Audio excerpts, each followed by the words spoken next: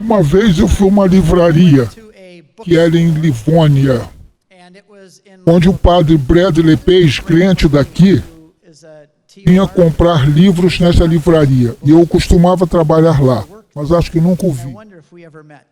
Mas eu me lembro de ir lá uma vez, depois de me tornar católico. Eu já estava na igreja católica e fui lá comprar um livro anticatólico, porque ainda tem a melhor biblioteca anticatólica de todas.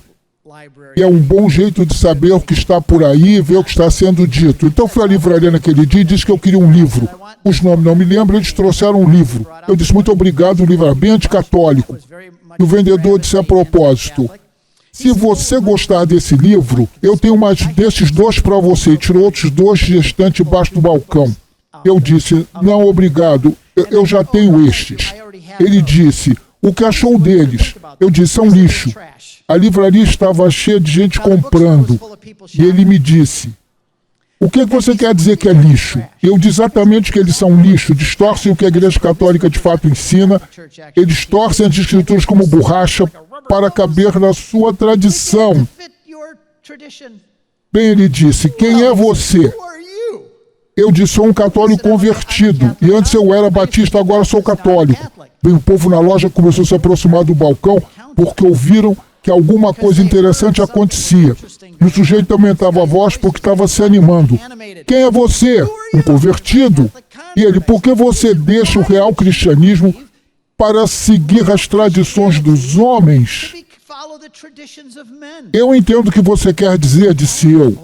Mas o problema é que eu sigo as escrituras. Você é o que segue as tradições dos homens. E se você tem telhado de vidro, você não devia jogar pedras. O que você diz de eu seguir as tradições dos homens? Deixa eu perguntar a você. Você acredita que é salvo somente pela fé? Claro, a Bíblia ensina que somos salvos pela fé somente. E se até que Martinho Lutero foi salvo somente pela fé, a verdade está na Bíblia. É isso? Pois mostre onde está isso na Bíblia. Já que você acredita só na Escritura, eu assumo que sim, então mostre onde está na Bíblia, onde ele diz fé somente. Ele logo abre Romanos 3:28, todos pecamos e nos afastamos da glória de Deus. E ele segue lendo e diz que somos salvos pela fé e não pelas obras da lei. E fecha a Bíblia. Você leu que somos salvos pela fé, mas não ouviu a palavra somente. Você disse pela fé, mas não ouviu somente. Nós católicos queremos ser salvos pela fé, mas não pela fé somente. Você diz está na Bíblia. Quero ver onde. Ele começa a folhear mais trechos que recomendei, alguns versículos, não achou nada. E todos ali estavam bem zangados, porque eles estavam do lado dele e queriam que eu perdesse. Então, eles estavam frustrados. Eu disse, espere, desculpe, esqueci que há um trecho na Bíblia onde fé e somente, essas duas palavras estão juntas, desculpe. Eu disse, desculpe mesmo. Poderia abrir Tiago 2:24 e ler o trecho? Ele abre na página e vê que os irmãos são salvos pelas obras, não pela fé somente. Ele disse não saber que tal verso estava na Bíblia. Eu disse que também não sabia quando trabalhava aqui. Fé somente. O que Paulo estava dizendo ali, diverso da interpretação protestante. Pois eles usam esses versos de Romanos e Gálatas, os distorcendo, tirando-os do contexto tanto bíblico quanto histórico. Quando se lê um livro como os Romanos, você tem de dizer qual era a atual situação deles que Paulo estava endereçando, no que eles acreditavam que Paulo estava tentando corrigir. Sobre os evangelhos que vêm à sua porta, eles não têm a ideia de qual é o argumento original de Paulo, a menos que tenham um curso superior. Então eles, não todos, mas a média deles pensa que católicos são salvos fazendo boas obras, tais como impedindo clínicas de aborto, ajudando pobres, cuidando dos abandonados, que os batistas são salvos pela fé em Cristo. O problema é que somente fé nunca é ensinado em lugar nenhum. E o que significa, o que Paulo quer dizer quando fala que não somos salvos pelas obras, mas pela fé, estas obras da lei tem sentido específico, uma definição técnica que os protestantes pensam que são apenas as boas obras. Mas no dia de Paulo, se você fosse um judeu, você tinha de fazer essas obras da lei. E estas obras da lei é o que fazia você ser visto como um judeu. Em outras palavras, como judeu, você tinha de ser circuncidado, tinha de obedecer o sábado, tinha todo o conjunto cerimonial de leis que tinha de seguir. Foram coisas que Deus lhes deu para separar dos outros povos. Estas é que eram chamadas de obras da lei. Tinham de ser circuncidados. Era como você sabia que não era um pagão, mas um judeu. Eu fico pensando em como é que eles sabiam que eram circuncidados. Não imagino como eu descobrisse um sujeito que aparece ali, como você saberia que era circuncidado ou não. Talvez tivesse uma salinha especial onde deveriam ir, ou alguma coisa que eu não imagino, a polícia, sei lá. Mas isso é que era chamado de obras da lei. O que Paulo está dizendo é que você não é salvo por fazer essas coisas judaicas. Não é salvo por seguir todas aquelas regras que existem. Judeus dizem que há 613 leis de Moisés. Nós conhecemos os 10 mandamentos. Os judeus conhecem 613 que Moisés ordenou e você tem de obedecer. Por ela você tem que ser circuncidado, cumprir todas essas coisas. É como você se distingue. Essas são as obras da lei. Em Atos 15, Paulo estava pregando aos pagãos e alguns daqueles acreditaram em Jesus. E os judeus cristãos de Jerusalém foram até Antioquia para dizer que não podem ser cristãos, porque os que seguiam o Messias dizem que você tem de primeiro se tornar judeu. Porque Jesus é nosso, é Messias judeu. E se você quer o Messias judeu, se torne um judeu. E você pode tê-lo, mas não pode tê-lo sem ser circuncidado.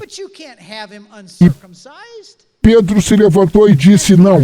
Eu pensei em Cesareia e vi que o Espírito Santo iluminou Cornélio e foi batizado e recebeu o Espírito Santo sem ser circuncidado. E a igreja emitiu um decreto, e em grego, a palavra decreto hoje significa dogma. E ele dizia que, de hora em diante, os pagãos não têm de ser circuncidados nem obedecer a todas as leis de Moisés e podem ser salvos pela fé em Cristo. Acreditando como seu pai Abraão foi salvo, porque Abraão continua aparecendo em Gálatas e Romanos, como seu pai Abraão foi salvo pela fé e não pelas obras da lei, que não existiam essas leis de Moisés no tempo de Abraão, muito antes disso, como Abraão foi salvo pela fé. Isso me leva a uma história interessante, um sujeito que veio em minha casa, depois que me converti à fé. Ele era um batista e não queria admitir que eu já percebesse que sua visita era de um inquisidor, para me perguntar por que eu saí da igreja batista e me tornei católico. E ele queria perguntar-me isso. Foi tão sincero, tão honesto, que eu disse, venha, vamos fazer jantar e podemos falar. Foi o que fiz. E comecei a conversar com ele, e ele me com fazer todas as perguntas que eu devia saber quando aprendi isso quando menino. João 3,16. Deus tanto amou o mundo que deu seu único filho para quem crer nele não deva perecer, mas tenha vida eterna. Eu disse, claro que memorizei isso por 50 centavos quando eu tinha 7 anos de idade. Não vê que lá diz que você está salvo em um ponto do tempo? Quando você acredita, você está salvo. Ele disse que isso corresponde a Abraão. E ele diz em Gênesis capítulo 15, 6, diz que Abraão creu em Deus e foi contado a ele como justiça. Em outras palavras, quando Abraão creu em Deus, em um ponto do espaço e do tempo, Deus o fez justo naquele momento. Abraão foi salvo para sempre. E eu disse que não penso assim. Antes de tudo, em João capítulo 3, versículo 16, onde diz que ele é salvo, está no tempo presente. Quando uma pessoa grega lesse isso, eles leriam como aquele que está crendo. Aquele que está crendo terá uma vida eterna. Não uma vez no tempo, mas é uma ação habitual que somos acreditando. Mas eu perguntei a este homem, quando Abraão foi salvo? E ele disse, quando ele creu em Deus, de uma vez por todas, Abraão foi salvo. E eu disse, aí temos um problema aqui. Se Abraão é o exemplo do pai da fé, nós temos um problema. Então vamos lá fazer outro estudo bíblico. Adoro levar os protestantes em estudos bíblicos. Gostei quando o arcebispo disse hoje na missa como ele convidou as testemunhas de Jeová e os mormons e leu a Bíblia com eles. E eu pensei que era brilhante, muito brilhante ideia. Então eu disse a ele, Vamos dar uma olhada em Gênesis capítulo 12, que diz que Abraão acreditou em Deus e o seguiu. Deus diz, vá onde eu vou te levar, e disse que Abraão fez isso. Foi e seguiu Deus. No livro dos Hebreus diz que foi pela fé que ele fez isso. Pela fé, Abraão deixou sua terra natal e foi onde Deus o chamou. Agora, por que Abraão é o pai da fé e não nós? Porque quando Deus disser, vá pegar tudo que você possui e vá para uma terra, eu vou te mostrar que, cadê minha hipoteca? Eu tenho seguro de saúde? Vai ter segurança para minha esposa? Quando e onde está isso? A propósito, eu quero colocar essas coordenadas no meu GPS e quero saber. E Deus diz, não, eu não vou te contar nada. E Abraão andou 2.500 quilômetros em camelo, não em ônibus, nem foi mesmo sabendo quando Deus ia dizer, pare. Com isso ele continua andando, mas foi pela fé. Então eu perguntei ao meu amigo Jerry se isso era algum tipo de fé. Fé salvadora ou algum outro tipo de fé que Abraão tinha que eu não sei. Então diz que quando Abraão veio para a terra, diz que ele construiu um altar. E a propósito, ele tinha 75 anos quando ele fez isso. Ele veio para a terra e diz que Abraão construiu o altar para o Senhor na Samaria, em Canaã, que hoje é Israel em Samaria. Edificou um altar ao Senhor e invocou o nome do Senhor. Eu disse a Jerry, você que conhece esse deleite em Romanos, um dos versículos que costumavam usar para salvar os católicos, em Romanos capítulo 10, versículo 9 e 10, diz que qualquer um que invocar o nome do Senhor será salvo. Apenas disse que Abraão construiu um altar e invocou o nome do Senhor. Então talvez ele tenha sido salvo aqui, em vez disso. Bem, Jerry não sabia muito bem. Gênesis 15 diz que Abraão acreditou em Deus. Isto foi contado para ele ser chamado de justo. Talvez seja isso. E aí há 13 anos de silêncio. Gênesis 17 continua. A propósito, ele desceu para a terra do Egito por um tempo por causa da fome na região. E são mais 300 quilômetros de caminho para descer ao Egito e outros 300 de volta com seus rebanhos. Eu teria dito a Deus que você está louco. Estou voltando para casa. Pelo menos um dos caldeus eu sei que está acontecendo. É uma cidadinha que conheço. Mas Abraão continua a seguir a Deus. E agora tem 99 anos. Deus aparece para ele uma visão e diz, Abraão, Abraão, eu sei que você acredita em mim. Eu vou te dar um sinal de aliança. E Abraão acha que já está na hora de receber algo bom disso. Deus me prometeu um filho, me prometeu terra quando eu tinha 75 anos e agora tenho 99, são 25 anos depois, eu não possuo 1 centímetro de terra, nem tenho filho. E meu nome é Abrão, que significa pai. Deus diz, vou te dar uma aliança e mudar seu nome, mudá-lo para Abraão, que é um nome mais ainda cruel, o que significa pai das nações. E ele não tem sequer um filho. Quem é você? Meu nome é Abraão. Sim, onde estão seus filhos, sua nação? Eu não tenho filhos. É um nome cruel para dar a Abraão. Então Abraão pensa que nessa aliança, finalmente vou conseguir algo bom nesse negócio. Mas aí Deus entrega uma faca afiada e diz, corte, circuncide-se. Eu estava com um grupo de jovens e o menino lá atrás ficou chocado. Ele diz, cortar tudo?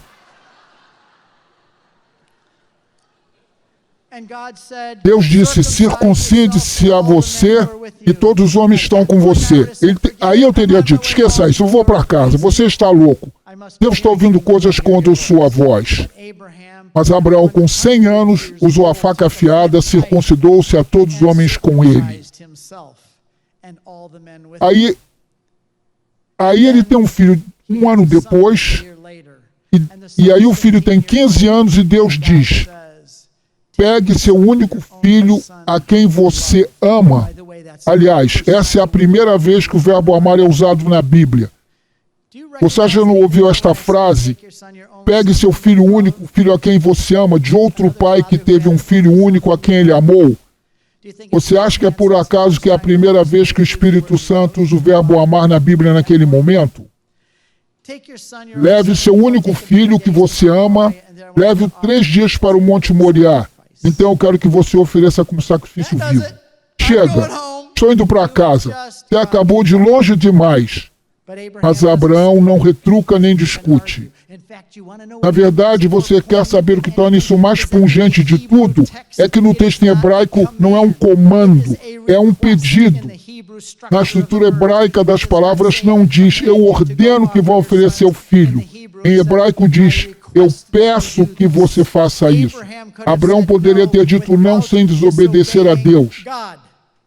Mas seu amor e confiança em Deus é tal que ele disse, não só farei o que me ordenares, mas farei também o que desejas que eu faça. Ele levou seu filho 3 dias a pé até o Monte Moriá. Onde está o Monte Moriá? No cume de Jerusalém. E 2000 anos mais tarde, outro pai que tinha um filho unigênito levou para o mesmo lugar e ofereceu um sacrifício. Eu adoraria passar por toda a tipologia, mas não tenho tempo agora.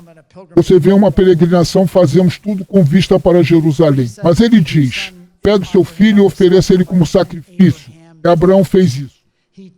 Ele levou seu filho 3 dias a pé. Você tem um filho, o seu único filho, e você tivesse mais de 100 anos, teria de andar 3 dias sabendo que ia matá-lo e queimá-lo em um altar. O que você estaria pensando nesses 3 dias enquanto caminhava? Nunca há nenhuma indicação de que Abraão duvidou ou se recusou a obedecer a Deus. Eles chegaram lá e ele pegou Isaac, estava pronto para matá-lo e Deus diz, pare, agora eu sei que você me teme. Vamos lá, Deus. Ainda não provei por tudo que já passei. Agora eu sei que você tem medo de mim. Leve seu filho de volta para casa. Ele o levou de volta para casa e é por isso que se diz que Abraão é o pai da fé. Abraão não apenas acreditou em Deus, mas Abraão obedeceu a Deus. Os textos de Apocalipse e Gálatas estão cheios de Paulo argumentando com os judeus. Você não tem que ser um, e você não é salvo por ter batizado. E fazendo as coisas judaicas, você é salvo pela fé e obediência a Cristo. No livro de Tiago, ele nos diz que fomos salvos pelas obras. Diz que quando Abraão ofereceu seu filho Isaac, ele foi justificado. Quando fez aquela obra. Paulo diz que Abraão foi justificado pela fé, sim. Tiago diz que Abraão foi justificado quando ele ofereceu seu filho Isaac, que é por isso que ele é o pai da fé. Então, quando você ouve alguém dizer que você é salvo somente pela fé, você diz não. O que significa a palavra acreditar significa? As pessoas me dizem, Steve, se o evangelho católico é tão complicado, eu fosse atropelado por um carro e caído ao lado da estrada, e você só tivesse sumido para viver, como você me explicaria o seu complicado evangelho católico em 1 minuto? Eu diria simples. Eu diria uma frase ao evangelho católico em poucas palavras. Atos capítulo 16, versículos 31. Creia no Senhor Jesus Cristo e você será salvo. Não demorou nem 1 minuto, 10 segundos, que é o evangelho católico em poucas palavras. Creia no Senhor Jesus Cristo, serão salvos você e sua família. Mas agora descubro que esse cara na beira da estrada não vai morrer em 1 minuto. Na verdade, tem 1 hora.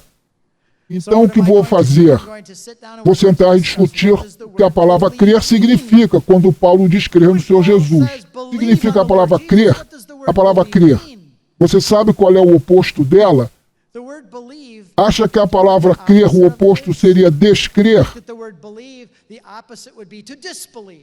Qual é o oposto da palavra crer?